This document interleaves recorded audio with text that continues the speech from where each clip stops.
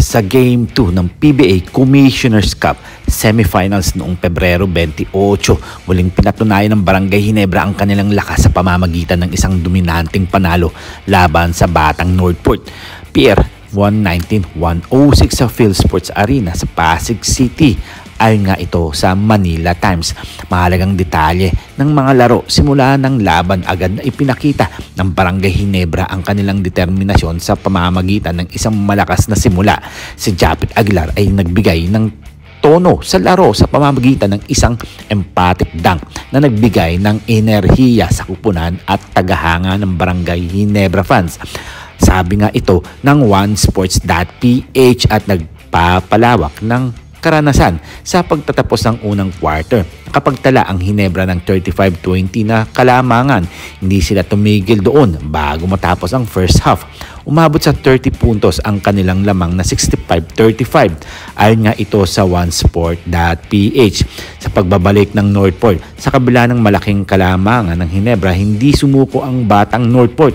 Pinangunahan ni Kadim Chak ang kanilang opensa na may 27 puntos at 10 rebounds, habang si Will Navarro ay nag-ambag ng playoffs career best na 23 puntos. Sa kabila ng kanilang pagsisikap, nahirapan silang makahabol sa kalamangan ng Ginebra. Individual na mga pagganap ng mga bawat player.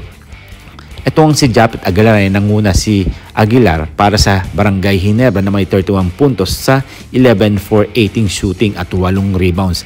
Ang kanyang presensya sa loob ay naging susi sa opensa ng koponan.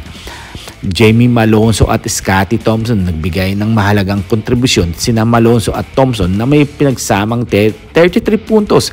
Ang kanilang enerhiya at versatility ay nagdagdag ng dimensyon sa laro ng Barangay Ginebra. Ang paghahanda para sa mga susunod na laro kailangan natin abangan. Sa pagkakaroon ng 2-0 na kalamangan sa serye, ang Barangay Ginebra nasa magandang posisyon ang Ginebra upang makapasok sa finals. Gayunpaman, malaga para sa kanila na manatiling focus at hindi maging kampante, lalo na't inaasahang mag-a-adjust ang Batang Northport sa susunod na laban. Alam naman natin na si Coach Tim Cone maraming bala yan at talagang pinag-iisipan niya ang mga bawat laro, galaw ng Batang Northport, dahil alam naman natin number 1 ito ngayong season na to, kaya hindi ganun basta-basta magpapatalo ito. Ang coach ng Batang Northport na si Bonitan pinag-iisipan niya na kung paano paikutin ang kanyang mga bata. At huwag natin kakalimutan na mag-subscribe, mag-comment, like, and share. And please click the bell para ma-receive ninyo lahat ang aking notifications. So see you for my next video. See you for my next vlog. God bless.